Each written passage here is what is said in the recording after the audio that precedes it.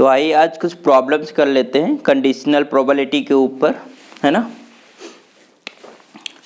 हमने ये पढ़ा था कि अगर हमें कंडीशनल प्रोबेबिलिटी निकालनी है ए की विद रिस्पेक्ट टू बी, तो क्या हम फार्मूला लिखते हैं, probability of A intersection B divided by probability of sample space किसे लेते हैं, बी को, है ना, जिसके रिस्पेक्ट में निकाल लेते हैं, तो दिस इज बी। या इसको समटाइम्स ऐसे लिखा जाता है, number of members in A intersection B divided by number of members in B. Okay, तो इसको कंडीशनल प्रोबेबिलिटी बोलते हैं। तो पहला जो क्वेश्चन है,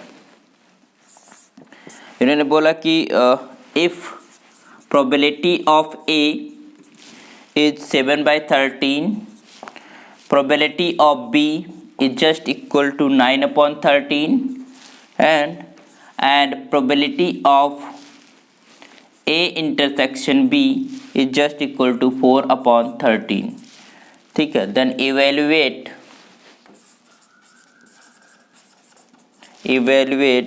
probability of A with respect to B, ये आपको बताना है। ठीक है, simple, just use the above formula. क्या हो जाएगा तुम्हारे पास, बताइए, probability of A with respect to B is just equal to, it is a conditional probability, तो probability of A intersection B divided by probability of B.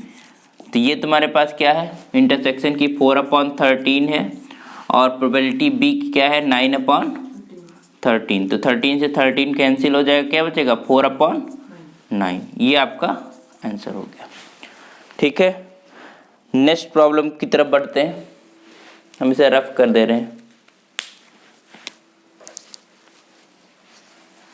Rough कर दें, simple है।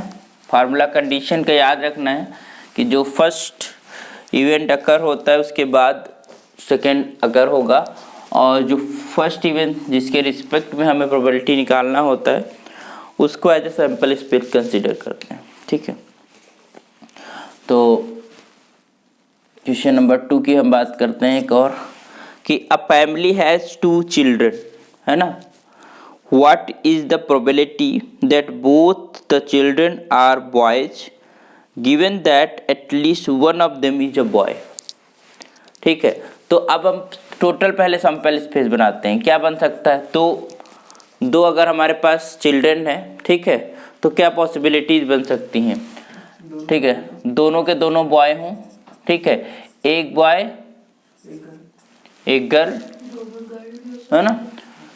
देखिए वो भी डिपेंड करता है कि फर्स्ट सेकंड वाला भी मैटर करता है ना, तो यू गर्ल बॉय भी हो सकता है और घर दोनों के दोनों, ये इस तरीके का बन जाएगा। मतलब 4, वही क्वाइन वाला जो सिस्टम है वैसे ही यहाँ पर भी काम होगा, है ना। तो अब यहाँ पर हमने 4 सैंपल स्पेस के अंदर, अब यहाँ पर जो इवेंट ई है या ए है उसके अंदर हमारे पर इन्होंने बोला है कि पहला जो बोला है कि that what is the probability that both the children are boys given that, तो ए की अगर हम बात करें तो ए में दोनों को हमें बॉयज लेनी है, मतलब this is the condition for A, है ना। What is probability B, B को हमें क्या बोला है कि at least one of them is a boy, है ना।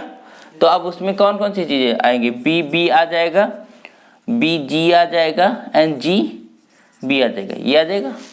अब ये वाला जो हमारे पास इवेंट है इसको इसमें से अब कंसीडर करना है, समझ रहे हो ना, मतलब ये हैपन हो चुका, अब हमारे पास ये डेटा सेट है, ये इन्फॉर्मेशन है, अब इसमें से ये देखना है कि दोनों बॉयज होने की प्रोबेबिलिटी क्या है। तो दैट इज कंडीशन। अगर हम अलग अलग इसको निकालें, जैसे हम प्रोबेबिलिटी ऑफ अगर ए निकालने जाएंगे तो यहाँ पर क्या हो जाएगा 1/4, एंड प्रोबेबिलिटी ऑफ बी निकालने जाएंगे तो क्या हो जाएगा 3/4, है ना। और अगर हम यहाँ पर ए इंटरसेक्शन बी निकाल लें तो इंटरसेक्शन में तो यही कॉमन होगा, तो ये बी बी हो जाएगा, that is equals to the probability of A intersection B अगर हम निकालेंगे तो ये हो जाएगा 1/4। है ना। अभी सैंपल स्पेस तो यही काम कर रहा है, लेकिन जब हम कंडीशनल प्रोबेबिलिटी निकालें तो we are just saying probability of A with respect to B, यही तो निकालना है, मतलब ए की probability is with respect to B, तो this will be what, probability of A intersection B divided by probability of B, and that is equals to 1/4 upon 3/4। Clear और not? 4 से 4 cancel, you will get 1/3। अच्छा, इस चीज़ को directly भी हम लोग कर सकते थे, क्योंकि अब हमें पता है कि सैंपल स्पेस ये है और उसमें से ये देखना है कि दोनों बॉयज हो। तो डायरेक्टली अगर तुमको प्रोबेबिलिटी निकालना है यहाँ पर, अगर you can just say probability of A with respect to B is just equal to what, number of elements in A divided by number of elements in B, directly can say, है ना। हालांकि हमें common elements को देखना होता है कि जो कॉमन एलिमेंट्स होंगे वही एज अ प्रोबेबिलिटी काम करेंगे, ठीक है। तो यहाँ पर तो ये कॉमन मिल गया, हो सकता है इसमें और भी कुछ पड़ा हो, है ना, वो कॉमन ना हो, तो ये शायद फार्मूला लिखना ठीक नहीं रहेगा, but directly you can just से कि 1 यहाँ पर है तो यू कैन जस्ट 1/3। क्लियर? तो this is your answer, got it? समझ आ गया? तो इस तरीके से हम कंडीशनल प्रोबेबिलिटी को कैलकुलेट करते हैं। एक और सवाल है, ये रफ कर दें? अच्छा, वीडियो तो पड़ा ही रहेगा, है? समझ में आ गया? ठीक है। एग्जाम्पल का भी है तो आपके पास सोल्यूशन है यहाँ पे, बस समझने की ज़रूरत है। मिटा दें इसको।